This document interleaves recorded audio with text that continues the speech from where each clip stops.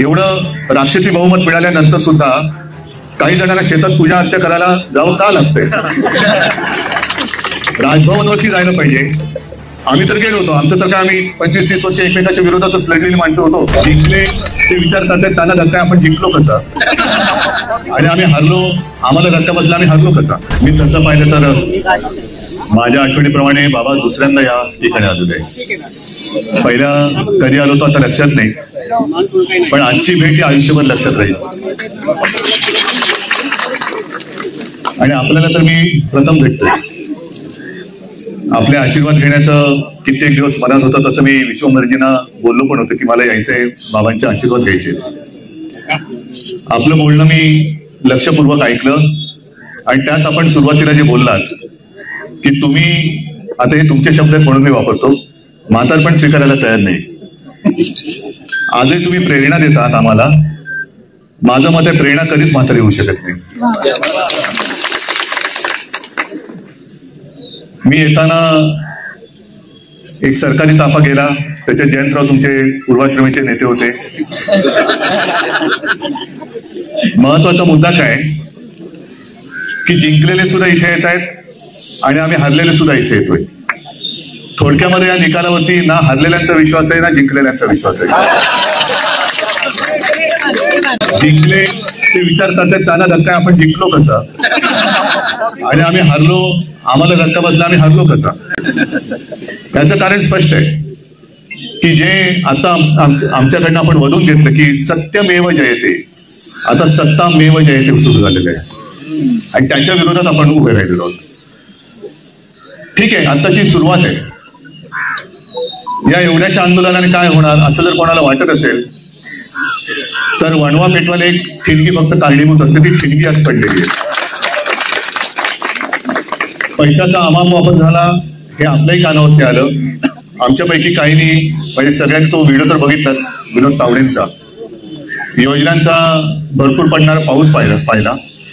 थोडक्यात काय केलं या सरकारने? योजनांचा अनेस्टेशिया देऊन आपलं सत्तेचं ऑपरेशन पूर्ण केलं. महत्वाचा मुद्दा हा असा एक नाही आहेत, अनेक मुद्दे आहेत. त्यातला ईव्हीएम हा एक महत्वाचा मुद्दा आहेच. आणि म्हणून मी मगाचा जो उल्लेख केला की जिंकलेले सुद्धा हरल्यासारखे येतात आणि हरलेले सुद्धा जिंकल्यासारखे इथे येत आहेत, याला एक कारण नक्कीच ईव्हीएम आहे. एक साधा प्रश्न माझा असा आहे, जयंतराव आपण तो मुद्दा घ्यायला पाहिजे. आपण आरटीआयच्या माध्यमातून इतर कोणती माहिती मागवू शकतो, पण बाबा आज आपला जो तुम्ही आठवण करून दिली, अगदी सुरुवातीला 1-2 वेळा मी तसं मतदान केलं बॅलेट पेपरवरती. लोकशाहीमध्ये माझं मत कुठे जाते हे मला शेवटपर्यंत कळण्याचा अधिकार तुम्ही आज मला काढून घेतलाय. मग कोणीतरी म्हणेल की तिकडे तुम्हाला ती रिसिप्ट दिसत नाही का? रिसिप्ट दिसते, बरोबर आहे. मग ती रिसिप्ट दिसल्यानंतर किंवा काय त्याला म्हणायचं व्हीव्हीपॅटवरची, ती दिसल्यानंतर जेव्हा आम्ही पुन्हा फेर मतमोजणीची मागणी करतो तेव्हा ती मोजली का नाही जात? मग व्हीव्हीपॅटवरची जी निशाणी आहे किंवा त्या ज्या काय रिसिप्ट येतात त्या सुद्धा तुम्ही मोजा ना. कारण मी माझं जे काय मत देतोय ते तुम्ही मला तिकडे दाखवत आहे, पण आतमध्ये रजिस्टर कसं होतंय हे काही कळत नाही. ते कळायला मला मार्ग नाही.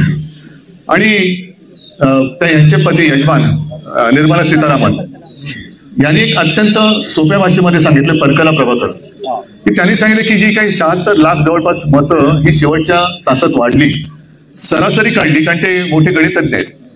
एवढ्या 76 लाखांची जर का सरासरी काढली तर महाराष्ट्रातल्या प्रत्येक मतदान केंद्रावर किमान 1000 लोकांची रांग पाहिजे. मला कल्पना नाही आपल्यापैकी किती लोकांनी शेवटच्या तासामध्ये 1000 लोकांची रांग बघितली. कुठेही तसा फोटो आला नाही, काही नाही. आणि सगळ्यात महत्वाचं म्हणजे आज एवढं मी 500पेक्षा जास्त राक्षसी बहुमत मिळाल्यानंतर महाराष्ट्रात आनंदोत्सव का नाही? सगळ्यांची चेहरे हे असे विस्मयकारक आहेत. एवढं राक्षसी बहुमत मिळाल्यानंतर सुद्धा काही जणांना शेतात पूजा अर्चा करायला जावं का लागतंय? राजभवनवरती जायला पाहिजे. आम्ही तर गेलो होतो. आमचं तर काय, आम्ही 25-30 वर्ष एकमेकाच्या विरोधातच लढलेली माणसं होतो. पण जेव्हा आमची महाविकास आघाडी झाली तेव्हा पहिल्या प्रथम तेव्हा तर काय राष्ट्रपती राजवट लावली होती. आज कोणी दावा केलेला नाही. विधानसभेची मुदत संपून गेलेली आहे तरी राष्ट्रपती राजवट का लागली गेलेली नाही? या सगळ्या प्रश्नाचं उत्तर कोणाकडेच नाहीये. आणि एवढं बहुमत मिळाल्यानंतर सुद्धा राजभवनावरती जायच्याऐवजी लोक शेतात का जातात? अमावस्येचा मुहूर्त का घेतात? अजूनही दावा का केला जात नाही? हा महत्वाचा प्रश्न आहे. मग यांची थोडक्यामध्ये यांना मानसिकता कळते की यांना सरकारी येईल याचं असं कधी वाटलं नव्हतं. त्याच्यामुळे मुख्यमंत्री कोण होणार, मंत्रिमंडळात कोण येणार याची काहीच तयारी नव्हती. आणि ती नव्हती म्हणून आता जसं जागा वाटपामध्ये वेळ लागतोय तसं या सगळ्या वाटपामध्ये वेळ लागतोय. असो, मला असं वाटतं आज मी मुद्दामून आलो आपले आशीर्वाद घ्यायला, कारण कोणीतरी आम्हाला एक वडीलधारं पाहिजे की तू करतोयस ते बरोबर करतोयस, तू करतोयस ते चुकीचं करतोयस ते सांगणार कोणतरी पाहिजे. आणि ते काम आपण केलेलं आहे. फक्त आता एक विनंती माझी आहे, मला वाटतं सगळ्यांची विनंती तीच असेल की आता आपण आत्मक्लेश करून घेऊ नका. हा आत्मक्लेश आपल्या एकट्या व्यक्तीचा नाही, हा आत्मक्लेश आपल्या देशाचा आहे. आणि जर बाबांसारखे अनुभवी तपस्वी माणसं त्यांना हे सगळं पटत नाही, एवढ्या वर्षांचा सगळा त्यांचा एकूण कारकिर्दीचा अनुभव बघितल्यानंतर असं कधीच घडलेलं नाही असा माणूस जेव्हा सांगतो तेव्हा आपण पुढे जाणार आहोत की नाही. तर नुसतं ज्यांना भेटायचं, आपण इकडे संविधान वाचवलंच पाहिजे, भारत माता की जय, वंदे मातरम आणि हम सब एक आहे. नाही, हम सब एक आहोत तर ते एक आता संपूर्ण देशभर दिसलं पाहिजे, संपूर्ण देशभर दिसलं पाहिजे. नाहीतर ह्या अशा आंदोलनाला लोक म्हणतील ठीक आहे केलं आंदोलन पुढे काय. तर हे जनतेसाठी हे आंदोलन आहे. आणि माझं तर मत आहे जयंतराव, आपण आपल्या महाविकास आघाडीकडनं पूर्ण राज्यभर आंदोलन नेलं पाहिजे, पूर्ण राज्यभर. बघू ना किती लोकांना ज्यांना वाटते की नाही मी मत दिलेलं आहे, बरोबर दिलेलं आहे, ते येणार नाहीत. पण ज्यांना वाटते की नाही काहीतरी गडबड झाले ते आपल्यासोबत येतील. आणि अशी लोक जेव्हा रस्त्यावरती येतील आणि मोठं एक जन आंदोलन निर्माण होईल, त्याच वेळेला खरं आपलं जे महात्मा फुलेंचं म्हणणं आहे की सत्यमेव जयते, हे सत्य वाचवणं हे केवळ आणि केवळ आता जनतेच्या हातात आहे. आणि मला खात्री आहे महाराष्ट्र हा असा काही लेचापेचा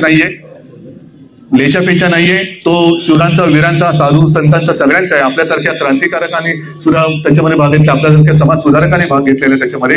तर असा हा महाराष्ट्र देशाला दिशा दाखवण्यासाठी पुढे आल्याशिवाय राहणार नाही, हा मला विश्वास आहे. आणि याच्यासाठी शिवसेना म्हणून जे काही करायचं ते आम्ही करूच.